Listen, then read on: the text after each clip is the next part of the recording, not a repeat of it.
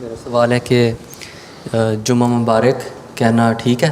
کیا کہ جمعہ مبارک کہنا ٹھیک ہے؟ جمعہ مبارک ہی ہوتا ہے، کہہ دو، کیا حرج ہے؟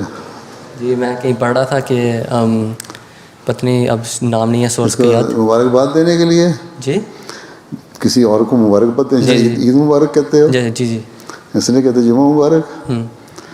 تو جب حضرت عمر نے ایک یہودی کو جو جواب دیا تھا کہ جمعہ تو برکت دینا ہے ہمارے لیے، عید کا دینا ہے اور ہم اس سے خوشی مناتے ہیں، تو ظاہر ہے مبارک دن تھا، تو حضرت عمر نے اس یہودی کو کہا تھا نا کہ برکت دینا ہے ہمارے لیے، کوئی حرج نہیں. جزاک اللہ.